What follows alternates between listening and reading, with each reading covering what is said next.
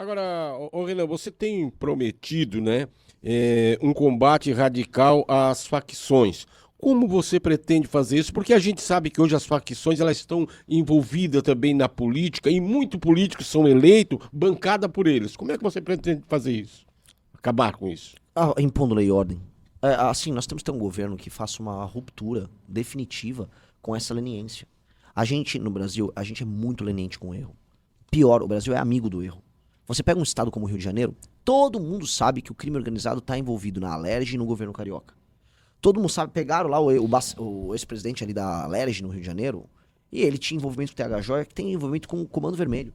Isso quando a turma lá não tem envolvimento com milícia. Todo mundo sabe. Então, lá no Rio de Janeiro a coisa se entranhou. O que tem que fazer? Você tem que destruir o crime organizado, e se o crime organizado se ramificou com o político tem que ser preso, tanto quanto o traficante.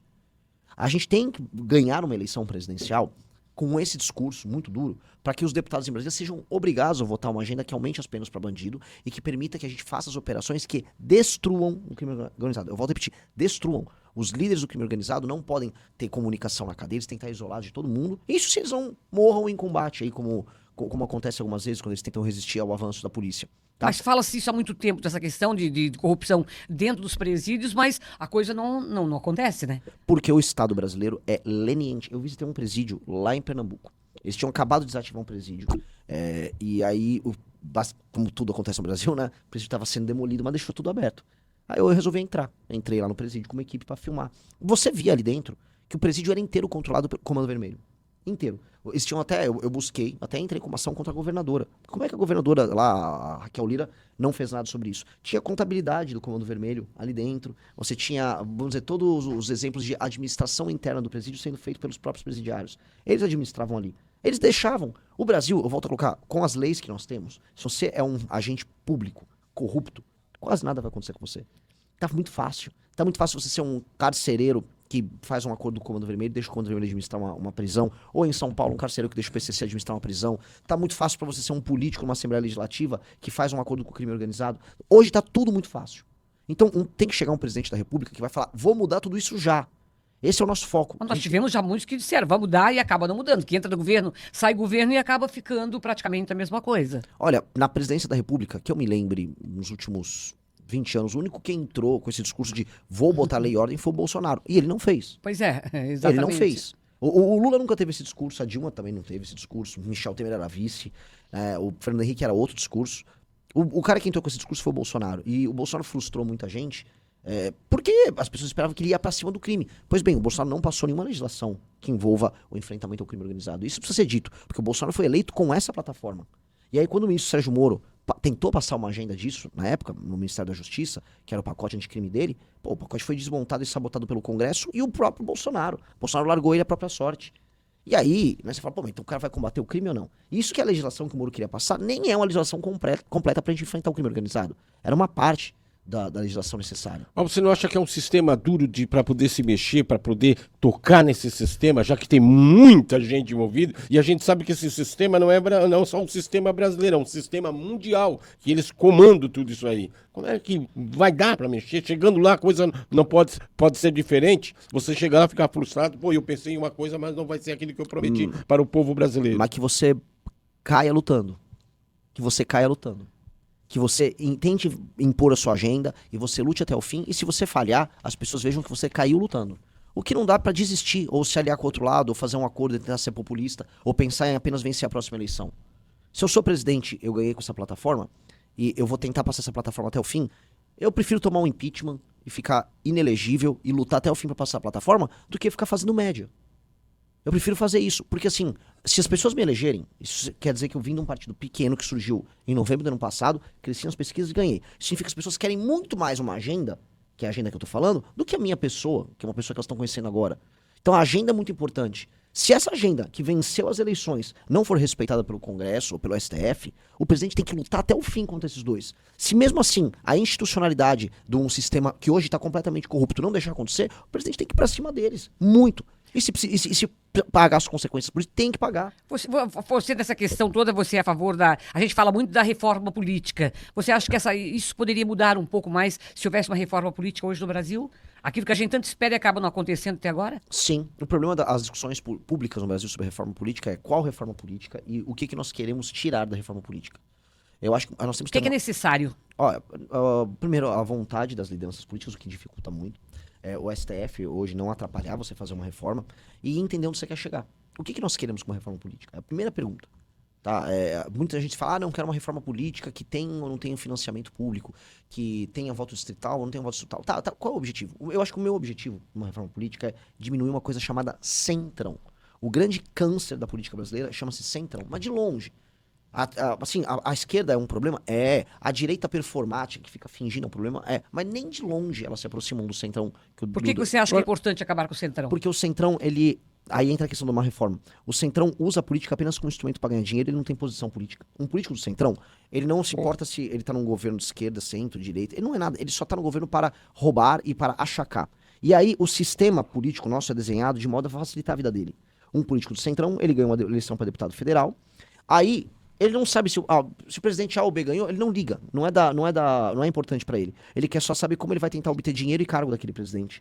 E aí o apoio a um presidente da República, para ele, tá apenas condicionado a ele obter benefícios financeiros, que é a forma como funciona. Hoje você tem as emendas, e as emendas fazem com que ele só fique administrando emenda. Isso é loucura. Porque aí a gente não tem, por exemplo, uma coalizão. O presidente da República não consegue administrar nada. Mas, quando esse cara administra a emenda, ele manda a emenda pro prefeito dele na base dele, e o prefeito não tem responsabilidade nenhuma em ter desempenho. O prefeito é só um administrador de emenda. Você é a favor de manter as emendas ou não? Eu sou a favor de reduzir o tamanho das emendas, que hoje elas estão chegando a casa dos 65 bilhões, a coisa assim, ultrapassou qualquer nível de razoabilidade. Sou a favor do que o pouco de emenda que tem que existir tem que ser altamente fiscalizado, tem que ser transparente, tem que acabar com esse negócio de orçamento secreto. E acho que as emendas têm que ser condicionadas a desempenho. Então, se você mandou uma emenda para um prefeito que não está entregando melhoria no desempenho, tá proibido de mandar emenda para aquela cidade. Por quê? Porque o prefeito tem que pular, tem que se picar para melhorar a vida das pessoas e não ficar usando emenda para comprar voto, que é o que acontece. Emenda, conforme os municípios a gente vai para os municípios menores e mais pobres, emenda é apenas o instrumento de compra de voto e roubalheira. E quando você vai para estados como o Maranhão, como eu estava lá, é só isso. Acho que não tem uma emenda lá no Maranhão que não seja roubo. Todas É tudo roubo. Então você é a favor ou é contra a reeleição? Para grandes cargos no executivo, vamos botar um governador ou um presidente da República, eu sou a favor de mandato de 5 anos, sem precisar de reeleição. Por que só presidente da República? Eu acho que no Poder Executivo, porque no Legislativo não tem problema você ter um deputado que se reeleja 2, 3 vezes, que tem uma tradição de trabalho sério. Não acaba tornando profissão político? Ele só vira profissão política se a gente não tiver outros instrumentos de avaliação do eleitor que permitam que você tenha uma renovação. Agora, desculpa. Aí, Renan, que eu acho que mora o perigo. Porque eu acredito que para mexer nesse sistema, nós temos que convocar o povo brasileiro para fazer uma mudança em tudo, inclusive no Senado, na Câmara Federal e tra gente não, porque aqueles que estão lá são viciados, estão patrocinados por esse grupo de facção, porque muitas vezes daquele o recurso que vem do fundão não dá para eles. Aí onde é que eles vão? Esses criminosos da facção começam a patrocinar esses caras e esses caras estão presos na mão deles. Você vê que ali é um vício muito grande. Aí nós estamos falando aqui também na reforma. Essa reforma, para acontecer, ela nunca vai vir de dentro para fora. A reforma ela tem que começar de fora para dentro. Aí sim nós vamos ter uma reforma garantida. Aí tem que mobilizar o povo brasileiro para acontecer essa reforma. Eu concordo, gênero, número e grau. O político, especialmente o político do Centrão, ele monta um pool de financiamento dele. No Rio de Janeiro você vai ter crime organizado nesse pool. Sempre. Milícia, facção criminosa. Em São Paulo depende, também tem. O PCC também tem seus parceiros. Tem que ser cuidadoso que eu falo, mas tem. Vai variar de lugar para lugar. No Nordeste, é o Centrão, emenda e dinheiro desviado com o prefeito, empreiteira. Cada um tem sua modalidade. Todas essas modalidades têm que ser desmontadas. E a gente tem que criar um sistema, eu chamo de sistema de incentivo e recompensa, para que o político trabalhe pelo bem comum. A gente tem que entender que eu não estou exagerando, eu achava antes que isso era um exagero, hoje eu posso falar como alguém que está vivendo a política. Mais de 90% dos políticos brasileiros não se preocupam com o bem comum. Eles estão preocupados em se reeleger e ganhar dinheiro. Ponto. Isso é mais de 90%.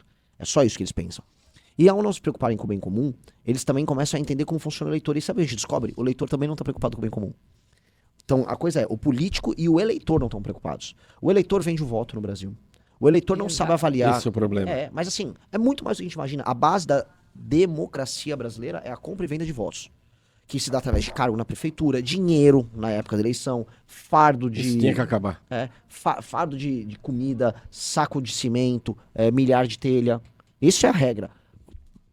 pneu furado de carro. Freio o pneu da Kombi, não, eu te dou um pneu novo. Essa é a relação do vereador com o... Não com tem o nem com o como eleitor. reclamar depois, né? É uma Vendeu, troca, não tem né? como reclamar. Não tem. Jeitinho É brasileiro. o jeitinho. E mais, você sabe que o cara, a pessoa que vende o voto, estudando as pequenas cidades onde isso é muito comum, a pessoa que vende o voto, ela acha que ela virou sócia do político. vereador. Então ela, meu vereador, meu prefeito, quero meu emprego na prefeitura, meu prefeito. Bem assim. Ela acha que é uma Bem assim. relação. E ela fica permanentemente em O campanha. cara já trabalha pro candidato já pensando Isso, no cargo é. que ele vai Pior ocupar de depois, tudo é a né? pessoa que vende o voto e depois vai reclamar. Não pode reclamar. Vendeu, e acabou. ela nem reclama. Ela fica Mas ali. tem alguns que reclamam. Mas vendeu e reclama. É. Não tem como. Tem como E reclamar. deixa eu só contar uma história, eu tava lá no Maranhão. Hum. E aí, era isso, eu fui na cidade, talvez a pior cidade do Maranhão, com uma IDH mais baixa, era Marajá do Sena. Cidade muito, muito, muito pobre. E aí eu fui numa família muito, muito pobre, vive de agricultura de subsistência. E aí, 2 pessoas na família trabalhavam pro prefeito. E aí eu ia lá, perguntei, e aí, e a rua aqui que não tá asfaltada? Aí aparecia uma moça, não vai falar do meu prefeito é muito bom! Porque ela trabalhava. E vivendo na lama, no lodo. Não, na veio da extrema lama, pobreza. no lodo, vivendo de bolsa, família, mas o prefeito é muito bom. Pô, isso é deplorável. E as pessoas, elas se acostumam com isso. Esse é o sistema. Lavagem cerebral. Esse é o verdadeiro sistema.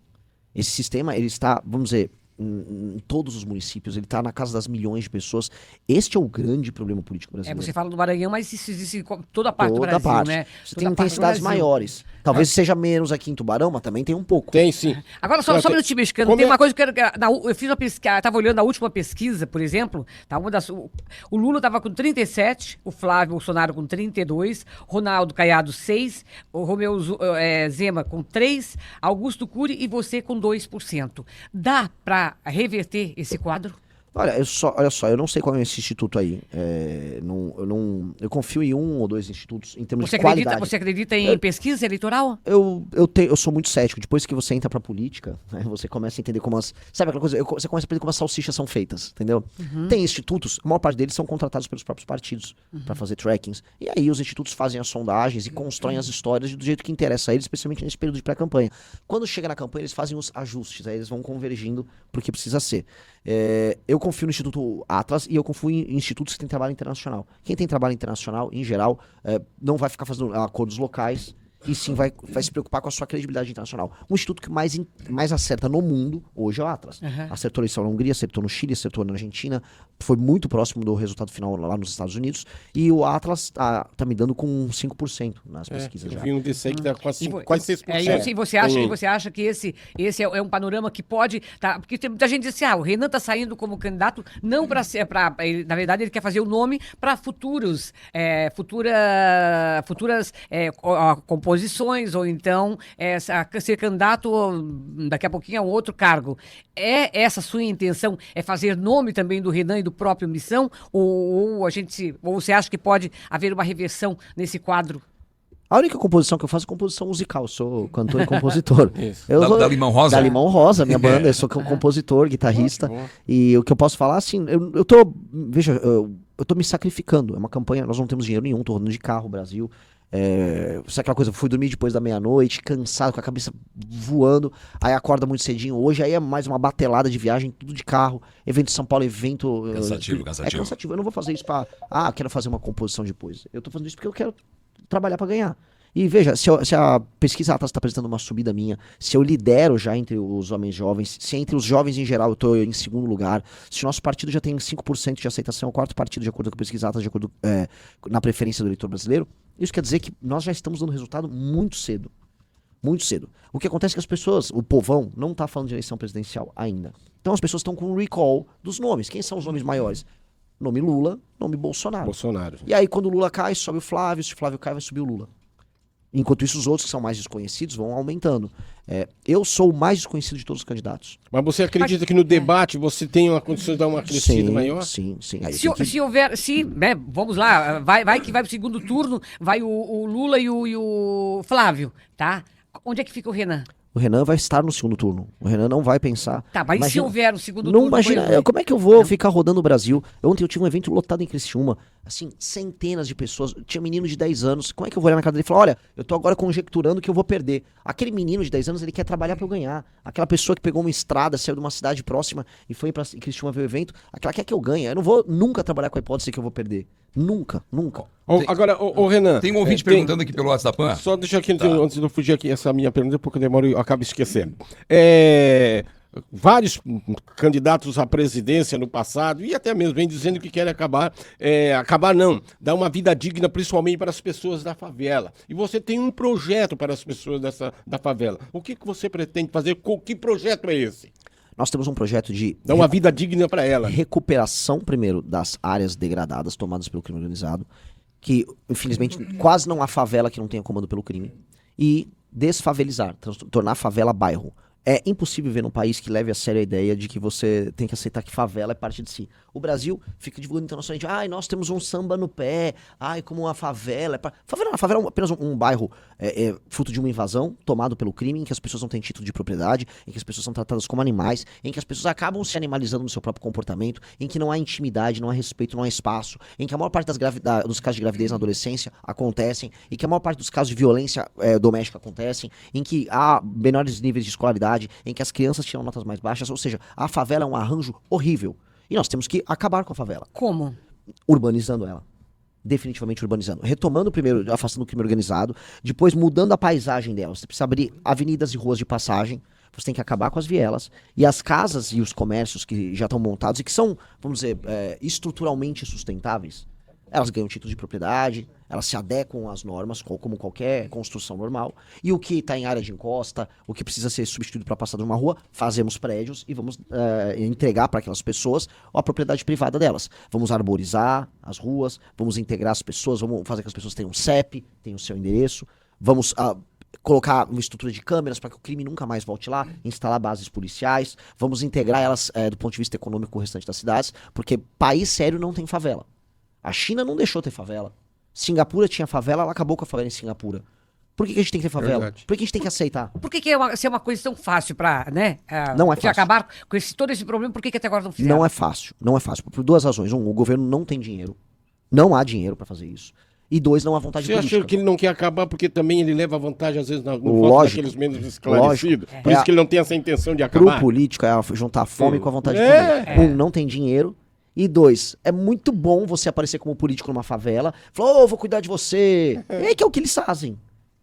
Eu vou cuidar de você, você faz acordo com o dono da boca. Aí o dono da boca deixa você entrar, mas não deixa seu concorrente entrar. É assim que funciona. Todo mundo sabe. Só que o Brasil vai e aceita. E o que eu odeio é a propaganda oficial. É quando você liga na TV, você fala, não, porque, olha, na favela a gente tem um jeitinho, tem um samba no pé. Não, o nosso jogador tem uma ginga. Que ginga? Que papo é esse? Nenhum lugar sério tem favela. Favela tem que ser desmontada. E aí, o enfrentamento ao crime que a gente fala, tem que ter como continuidade e extensão básica do projeto o fim das favelas. Favela tem que virar bairro. E eu tenho um projeto de 10 anos fazer isso. 10 anos? 10 anos. É 10 anos. 10 anos. Vamos entrar Você tem que todo ano urbanizar as áreas, e você tem que entregar de títulos de propriedade, tem que criar sistemas de financiamento. Não dá para manter a ideia de favela. Isso é o fim da civilização brasileira. Gostou desse corte? Assista às lives diárias no canal MB Live TV. E para mais cortes como esse, se inscreva no Rabo da Onça e fique por dentro das novidades da missão.